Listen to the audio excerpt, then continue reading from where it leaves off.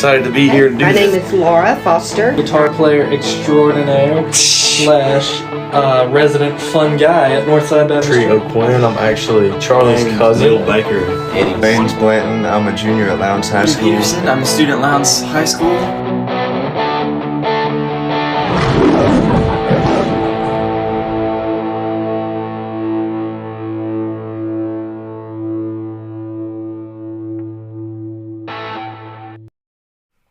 Alright, welcome to the podcast. I'm so glad to have you on today. If you just introduce yourself and we'll just keep on going.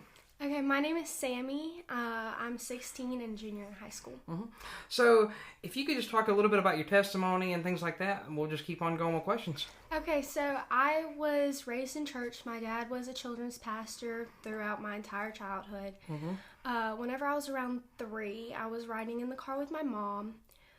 We were listening to the radio, and they were talking about a man who was in a wheelchair. And they prayed over him, and he just stood up and started walking. And somewhere in my tiny little mind, I thought that was so amazing. And if he healed him, like, what could he do in my life? So right in that moment, I talked to my mom, and she walked me through the steps of salvation. And I never looked back, and he's been by my side through everything. That's so awesome. Like, just to think, like, at such a young age, you were able to make that decision. Because I know that, because I've always said, like, and this is not like me, this is just my personal thing, like, they talk about, oh yeah, my kid got baptized at like 1, but like for me though, it's like, I've heard some stories, they say that they got baptized later on in life, they were saved for like when they were like maybe your age, and they got baptized later, and I'm thinking, at least my personal opinion, I feel like that was like, unless you did remember it, like the better way to go, because like, you really remember that, and because like for me, when I got baptized and saved and all that, we had plenty of photos and videos, so I have that memory and, just documented right there. Not everybody does. And I'm like, I couldn't imagine that. That's one of the most important days of your life and you don't have it documented. I mean, that's awesome. Personally, nobody really told me that story. That's something that I've remembered my entire life. Even though I was 3, like, that's the earliest memory I have, is being saved. And I never actually did a public baptism. It was something like in the moment, like in my house, I was like, okay, I want to be baptized right now. And my dad baptized me at home. Yeah. And it's such a great memory because it's intimate because it's with your family. Yeah. Right. And that's what I think Baines did the same thing at his pool. He, so, it just depends on how the Lord wants you to, how it works. But like for me, it's kind of scary because I'm sitting there and I was like, maybe went to Northside, like it was like 3 services and then bam, I was already getting baptized. And I'm, don't know who any of these choir members are, because the way, if you've ever stepped in their sanctuary, you've got so you've got the sanctuary, then you got the stage, and the baptism pool's right above it.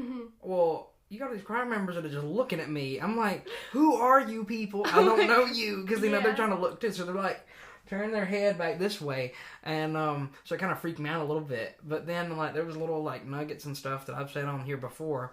It's like, Pastor Andy, I'm the first person he baptized at Northside, which is weird. It's like, and so we've, always joked around and stuff, like, and had that relationship, like, and all these pastors too, and I know you probably feel the same way about everybody that's a pastor at your church or staff as well. They're so amazing, like, I mean, for real, like, they have, like, their hearts are so amazing, and, like, for me, I'm, like, since I go to public school, I'm, like, take me there. Like, can I go to school here? Like, I don't, like, and I know me and Baines have said that as well, like, we do not, like, when he was still going to Lowndes and not doing dual enrollment, we were both like, ugh, like, just get me back to Northside already, and that's partly why I started working. A break from the week. Honestly, it is, because, you get to see people that you really want to see, and, yeah, sure, there's those people at school, too, but, not like, it's not the not same. Like church, not like people at church, because, you get on that, it's a positive wavelength, and there's no sin linked with it either. So, you feel a whole lot better afterwards. It's funny, I can go and, I can sit there and, like, I have a bad wind, like, just kind of in a mood after school on Wednesday. Then I go to Northside or wherever and just, I feel good afterwards. I'm like, yeah, I just saw some people I wanted to see, and, I'm sure you felt the same way, too. It's a pickup. It is. The week. Definitely is. Yeah. So how have you seen God work through, like, dance and things like that? So, this this is like the story I tell everyone whenever I see like how God works through it. So we perform the Nativity every December. It's our annual show that we do. So last year it was really like stressful. I want to say we had a last minute injury. Ooh. That it was the day before the show. And was it like was it one of your main like, oh boy. Yeah. Luckily it wasn't like the two main parts, so it was something that we could kind of edit out. But we still had to redo like all of our dances and like resituate where people were, and it was really stressful, but it brought all of us together and we were able to become more of a team because of it. There was a lot of tears that happened, and I bet right once you got it done, right after our dress rehearsal and right before our show, all of us and our moms, all the teachers, everyone got in a circle and we all prayed. That's awesome. And it was like, seriously, it was both one of the most stressful nativities that we've ever had, but it was also one of the best because we were able to bond so well. And I've heard like several people say like, this year was just different. Yeah. And they were like, I cried at the end and we felt God more. And I thought that was so incredible because even though it wasn't like one of our best dance performances, it was one of the best that they had seen because of how we were feeling at the moment, because we were actually latching on to him. Yeah. And I mean, you know, just to see people, you know, like especially young people pray in a circle, that's not something you see at all, like, you know, wherever you're at, you and know. Each of the moms were praying for us and like what the show would do and how we were going to cooperate through it all. Yeah, and I know that Northside's right now praying for the Christmas program. Yes, because it's the Sunday that we're doing ours. So. And you know, because the hurricane pushed us back with like practice and things like that. And this is my first year being in the choir and all that. Oh, wow. Yeah, and my voice is like, well, a couple times I've strained it a bit too much. But, you know, some of these songs are like really difficult. Like, I'm not gonna lie, they are. I'm not musically talented at all. Well, so okay, so that's awesome. Here's the thing. So yeah, I can sing, or no, well, I mean, yeah, I can sing and make a joyful noise, but I'm not gonna say I can sing, like, as in do it with a microphone. You know, and so somehow I managed to get my mom up there too, like me and this guy, awesome. David Thomas. He's the, oh my gosh, what's his role? I mean, you know, he does like, I know he's done anxiety counseling. He's on the staff at Northside, and they went to school together. And we were like, let's team up and get on the choir. Eventually we did, because there was no other excuses for her, so we got her up there. And we've had a lot of fun, but it's been kind of stressful. It's a lot of work, you know, with how big that choir is. And I'm sure it's kind of the same sentiment. You put so much work into those dance recitals, and like, I mean, is practice like every week or is it every day? Like, you know. So it's kind of different for everybody. I help out with like little kid classes. I love kids. Yeah. If you know me, I'm like, love them. But so I help out with most of the little kid classes. So I have that plus my special role practice plus our normal class. So I'm there Monday through Thursday. So I have Friday, Saturday, and Sunday off. And you guys do school on top of that too? Like, gosh. So hours, I think they probably combine up to like 15, 16. Yeah. Yeah, I think the longest day I had at Northside when I was working was a 12-hour day. And that was when we were feeding the bridgemen, you know, because the churches do that. That's like all the hours like of the week combined. Right, yeah. I mean, you know, because I didn't know that they had, you know, churches did that. I think Crossroads actually provided, I think, dinner one night, maybe two as well. We have different things for like the sports teams and stuff there. I didn't even know that was a thing. I was like, so we're loading up all this macaroni and cheese, green beans, like big old tubs of green beans, like I think 5 trays of macaroni and cheese, and we're like taking it to the bridgeman, and I'm like, oh my gosh. This is a lot of people. This is a lot of people. It's a lot of people. And then, you know, we were gonna, because we had waters left over, because we always had more than, we gave the rest of the food to the fire department, and then we had left over. And then, so it didn't go to waste. I know that. Oh, that's great. And then we gave all the water back to Pastor Jeff for the choir. Man, this is just a story. So we loaded up all the water on these little carts. We could roll them back upstairs to the worship area. And I did that myself. I was like, you know, I'm going to take the initiative. They need them up here anyway. I'll just do it. And I roll them back up there. And, you know, I'm rolling them up these, like, hallways that are kind of slanted. And I'm like, my back is killing me, but I'm going to do this. Well, I get back there the next morning, and Pastor Jeff's like, and this is my, like, last full week, you know, it's like that Monday. He's like, you're going to be so mad at me. And I'm like, well, why? Why? He's like, they've gone bad. I was like, what? And this is like, this is so much water. Like, you know, we're talking, like, the big 40 packs of, like, from Sam's. And, you know. Gone bad? Well, and I thought the same thing. I was like, how can water go bad, right? Well, if you take them and go from cool, hot, and it's like, maybe like when being in the plastic bottles, it makes them, you know, and because somebody's like, this tastes weird. It tastes like dirty sink water or something. I was like, oh no. And the Pastor Jeff was like, give me some, man. I'm like, why? He's like, we got to pour them out.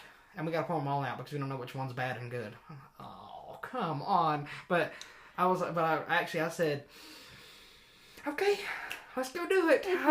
But that's what I spent my last, like, first day, like, you know, my last full week doing. I was pouring out water bottles. And, you know, I was like, man, that didn't feel good. I was like, come on. That's a lot of water to have to... I mean, it is. Waste. I mean, because I was surprised at how much water they just get. Because we went, I think it was one of the first days I was working. They went to Sam's, they just did a water run. That was it. They got one of them big old flatbed, like, and 16 cases of the 40 packs of water. It's crazy how much, like, youth and, like, different parts of the church use for water. Like, we've had to, like, go to Sam's to get stuff for, like, walk-ins and things. In the flatbed, we just fill it up with, like, sodas and waters. Yep. So much. I bet Sam's just like, oh, there's another church group. Like, you know, I mean, for real, like, you know, if Sam's did not exist, a lot of churches around here would be like, oh my gosh, what are we going to do? Because they have stuff so much in bulk. Like, but for real, I had never seen so much water and so much getting poured out at once. Like, you know, I don't know if you know Daniel Holcomb, but he had to help me, like, pour that out. I'm like, oh my gosh, if you weren't there, I'd be so upset right now because I'd have to pour all this water out by myself. One by one. And it was like in a little, like, bathroom sink. I had to unscrew the top and then, you know. A bathroom sink? Yeah. I bet it, like, drained slow, too. I mean, well, no, actually it didn't. It was, really? It was pretty quick, yeah. Which I was thankful for. I was like, oh, thank goodness, I don't want to be causing a flood either, you know. But when it comes to your experience with just Crossroads in general, you know, how's that been? It's great. So about 2 years ago, my friend invited me. For about 5 months, I built relationships with people there. Yeah. And then my parents started going with me. And we felt at home. My mom went there whenever she was younger. So it was like coming home for her. And then a little before summer, my youth pastor, Blake Allen, he formed his first ever student leadership team, or the SLT. Cool. So it's all about servant leadership and doing that. There's 8 of us. Yeah. So can I shout out for them? Please. Okay, so we have Max, Emery, Addison, Kaysen, Kaylee, Logan, and Eli. I was about to say, I know a Kaysen that might go to Crossroads. I don't know if it's the Kaysen I'm thinking of. But is maybe. it Kaysen Kendrick, maybe? No, different Kaysen. Okay. Because no, he might go to Cross Point.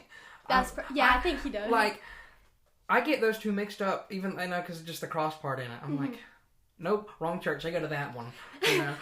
the Cross Point Crossroads get confused a lot. And what confuses me, the north side's not even on the north side of town anymore. It used to be, and then Valdosta got bigger. I'm like, so much is going on. Like, you know, put the churches in the right place. Yeah. But yeah, that's really cool. So you said there's about 8 of you on the leadership team, and then it's like, do you help with like events and things like that, like planning them, or is it just kind of like? Let's see. So we have a meeting like once a month.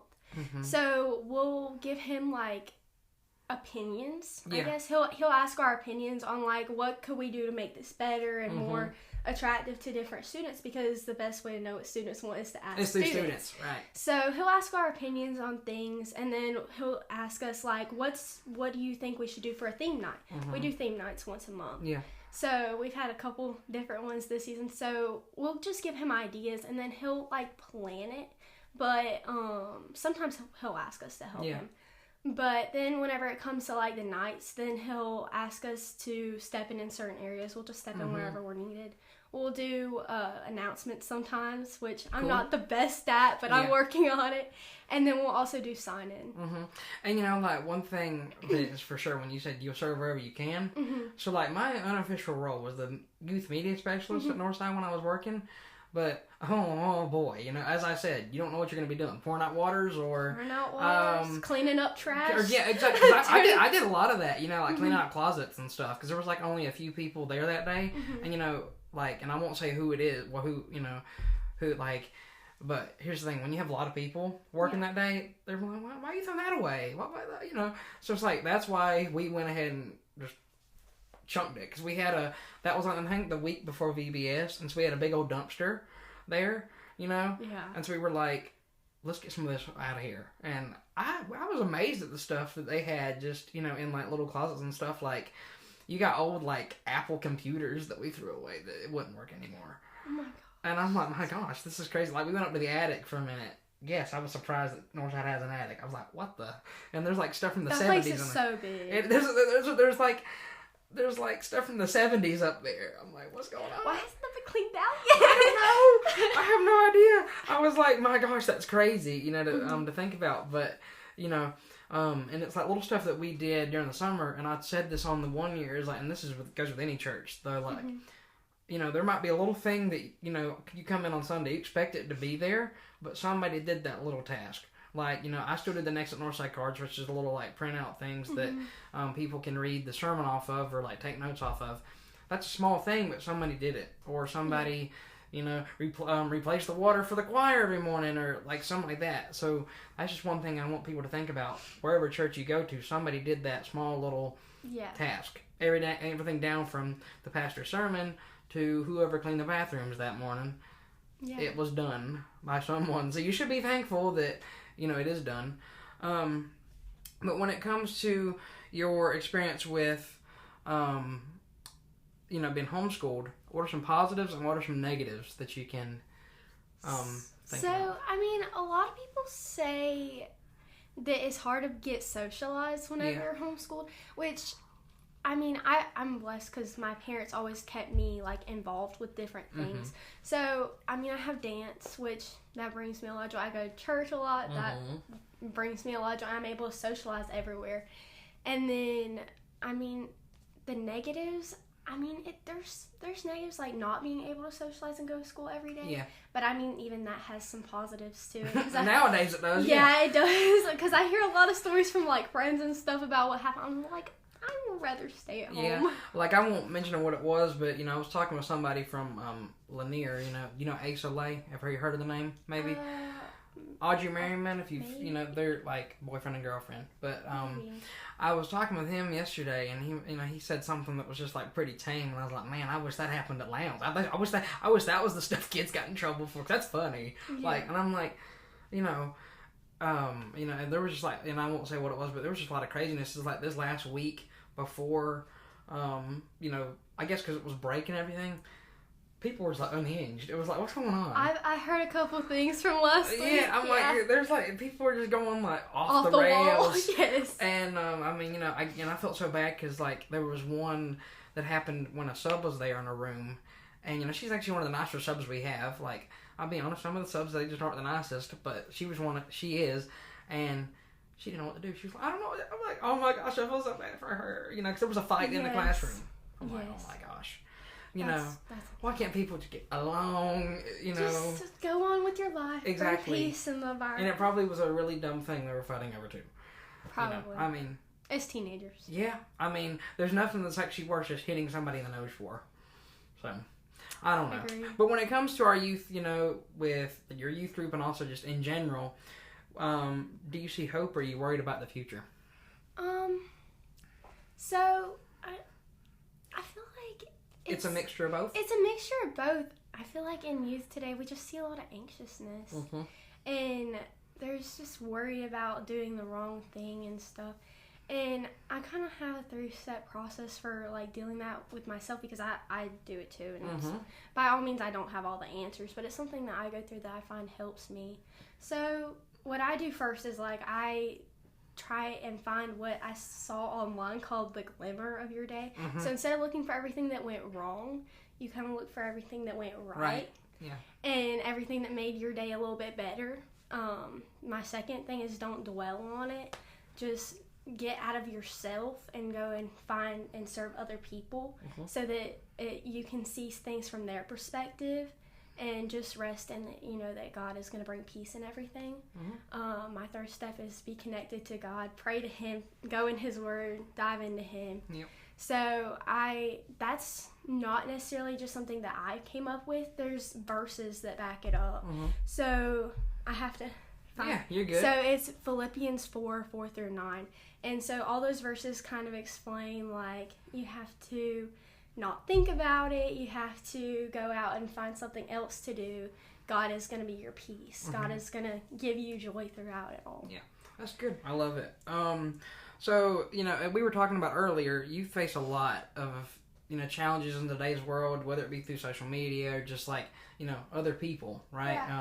Yeah. Because, I mean, really, some people, they just don't, they can be mean. Like, they can be. I mean, so what advice would you give to someone if they walked up to you right now and said, Sammie, I'm struggling to, navigate this world in a biblical way? What would you tell them? I would try and find verses to Yeah. go along with it. There's both verses and different things that people have said throughout that I would probably suggest. And then I would just be like, just talk to God. Like, Yeah. I'll sit here and pray with you if that's what you need. And I'll try to encourage them the best that I can. Yeah.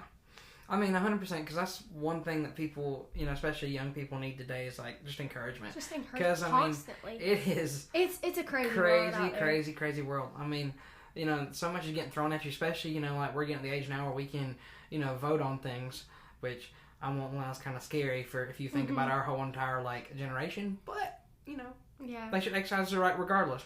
So, it's like, there's a lot that just gets thrown at us, and also, too, like, we're very impressionable right now, like, and because they in both, I guess they two sides, whatever, all the sides, whatever, they know that if they get us now, they'll be able to keep us, and like, what we see on our phones constantly influence us, no matter like what we think. We're like, we have our own opinions. It's not gonna matter, but that phone, it has it constantly. Those darn phones. Yes. Yeah. It constantly is sending us subliminal messages. And, like, one thing I was thinking about the other day, I'm like, especially in, like, schools, and whether if it's, even if you're homeschooled, the people you interact with, like, with dance and stuff, if we don't go out and try to help these kids, then who's gonna? I mean, because a lot of teachers aren't nowadays because they can't. Because they can't just outright say, oh, yeah, I'm a Christian, otherwise they'll get fired, it's like... Yeah. Like I saw a story the other day, I don't know if you saw it, about as a football coach, he baptized 20 kids, but they willingly wanted to. Yeah. And he's no longer the coach anymore. He's a teacher, but he's no longer the coach. I'm like, but they willingly wanted to, It was their choice. Right. I mean, it wasn't like he was forcing them to, because it always is a choice. You have to make that choice yourself. Yeah. But I mean, if we don't go out and tell them, then who's gonna? And I was... I can't remember who said it. It might have been Pastor Landon or somebody. But they said, think about this. You and a friend are at the gates of heaven, and you're let in because you've been serving God, and you were saved all your life. Well, then your friend's standing at the gate, and he's like, "You never told me." Like that. That's so soul wrenching. And it's like, and I want to make sure anybody I come across, or I try to tell them if I remember, because that would hurt. It's like, it's like, That's another thing that we talk about, like, in the student leadership team, is, like, you have to lead by example. You do. You have to you're representing God wherever you go. Yeah. You're representing what He stands for, because that's what you should stand for also. You need to show them what He's like. And not only that, but you have to tell them what He's like. Yeah. Because they're not going to know if you don't tell them. Right. And, one thing that I would say for sure is, especially with the 1-year anniversary and all that, because I was asking questions from the students at Lowndes. They keep asking me questions. Let me tell you right now, they are hard questions. They're not like these easy. No, they throw you curveballs left and right. Yeah. And, especially if it's someone that wants to challenge it. They will search for the hardest questions. And, the majority of it from the class that I've, surveyed, they just want to know, and I mean, I'll tell them I'll have to get back with them on it because... Let me think about it and pray about exactly, it. Exactly, I have to, because they just look right at you and I don't have an answer. Then I think about it, I'm like, okay, that makes sense. I got it, and then I come back the next day. But then also, too, you have to be careful because there's people that want to actually ask you a question and keep digging for more, or they just want to argue, and that's the type of people you want to help them, but you don't want to waste your time on it either too much, because there's people that actually want to know the answers, but they're just trying to argue with you. And trust me, that's hard for me to, do too. I'm like, I want to help you too, but you're not making it easy on me because you just want to argue in my face and not let me get a word out. And some people just aren't going to accept it because they have to experience God for themselves. And one thing that's happened with me, and I don't know if you've ever experienced this, but at least in that class, and I've told them, before, but they just don't get it. I said, like, they're like, I'm going to hell. I know it. And I'm like, but you don't have to. You don't have to. And you can repent and help me. And and I will, if you need it, I will guide you. I will ask God to give. If I'm not the one to guide you, ask God for to help you find somebody to guide you. And it's so, in our minds it's so simple, but for them, they might be giving up so much that they just, or something they like, or like a sin that they're attached to. And I get it. It's hard, but imagine how much better life would be if you turned away from it. And they do ask the hard questions. Like, they're like, you can explain it to them all they want, but it's like sometimes they just don't get it. Yeah, and in my experience at least, they, for the majority, they are respectful and they hear me out. But it's just, it flies right over their head. And I'm like, I want you to take this in. Just sit there, listen, think about the words I'm saying. Yeah. Exactly. And, we had, what's his name? Carl Kirby. He's a speaker on creation, come to Northside recently, and he, was showing us all these different videos, like the debunked files, and one of the first one was on creation. And, and there's an argument of, can something come from nothing? And it was it was like a 2-3 minute video, and I sent it to somebody. But I don't think they looked at it, though. It was one of those kids in there. So I was just thinking, man, you can send them all the resources they want, but they, it's like, you can give, horse water, but it ain't going to drink. It's not going to drink from, and I'm like, just click on that video. And then ask me questions. I will, because it explain it more than I can. And also, too, sometimes it's easier to go and give them a resource. And then bounce back off on it. And also, it was not even long. It was it's geared towards our generation, 2-3 minutes. It's got flashy stuff in it, to keep you engaged. Our attention spans can be very short now. It's like a goldfish. I mean, so, that's why they're short. But I'm just saying to myself, I'm like, I gave you that resource. Please just check it out. That's all I'm asking, But, I mean, I guess there's just so much that they're not wanting to let go. And, I guess, and like I said, in our minds, it's like, come on, but it's a lot different when the world's got to tug on them. So much. And I've seen that in my senior year more than any other high school year, ever. I guess because it's my last year, probably God's like, this is your last year here. You're going to have to make an impact before you leave. Yeah. Because a lot of those kids are seniors too. And so, I don't know what's going to happen once. I may never see them again. So, I'm like, that hurts too. It's like, you may never see them again, and you don't know what they're going to do. I mean, I'm not, trying to, speculate or nothing, but they may fall in the wrong crowd or get into the wrong thing or whatever. And, you try to help them, but it's hard. But it's still so hard. Yeah, it's hard to see the people that you can see, going down the wrong path. And it's hard to just stand there and watch, and you try and do whatever you can, but it doesn't matter, what you say sometimes. They just are going to listen. Yeah. And like I said, because I had a kid straight up, he looked at me and he goes do you think I'm going to go down? I was like, no. I just... yeah, exactly. But I mean, I said no, if you let me help you, and let me explain, but and it is a little bit frustrating, and I've experienced that more lately, and I've been talking about it more on the latest episodes. I'm like, because it is a little bit frustrating, when you're trying your hardest, and because you're going to church to go do that, and then... but who knows? There might be fruit being produced on the inside. You just don't see it. Yeah. And that's what I'm hoping.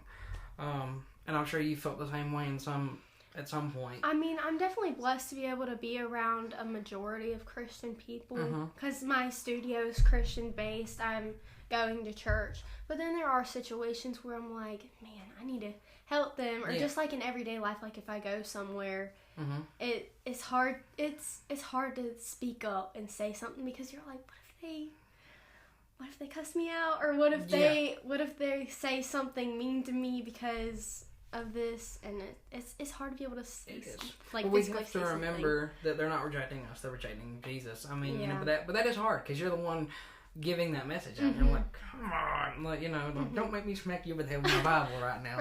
But for my final question, why do you think it's we were kind of talking about this, why do you think people, especially young people, run away often when they hear the name Jesus? Like, you bring it up in conversation and they just don't want to hear it. Why do you think that is? Their own fleshly desires. Yeah. And what they don't want to give up, right? I mean, and and this is not me like trying to judge, but like just seeing some of the stuff that kids get into, and they just find it natural and talk about it. It blows my mind. I'm like, my word, what happened? I want to help them so bad, but they just don't. They don't want to listen. They don't want to listen. I mean. And I hope that one day, maybe they, I don't know, it'd be great. They reach out to me 20 years later, like, hey, like, I'm like, I'll be shocked if I'm like, oh my gosh, yes, like, meet me somewhere. But I'm praying they, maybe something came out of it, because I, again, too, I did that one year, and I don't even know if any of them, like, I got the questions from them. I don't even know if any of them listened to it. I think one maybe did. And I'm like, I'm thankful they did, but I was like, come on, like, I did that partly for you guys, like, to get those questions answered better from a better source than me. Like, two pastors that are well and, deep in their faith, like. Yeah. But, you definitely have to get resources from people that are wiser than you, so that you can give a more educated answer and have it backed up. Yeah. So that they can be like, well, how do you know everything?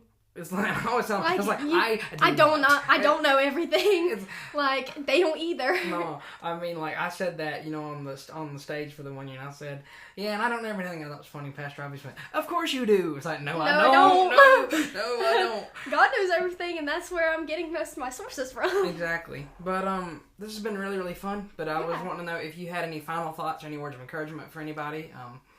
You just let me know.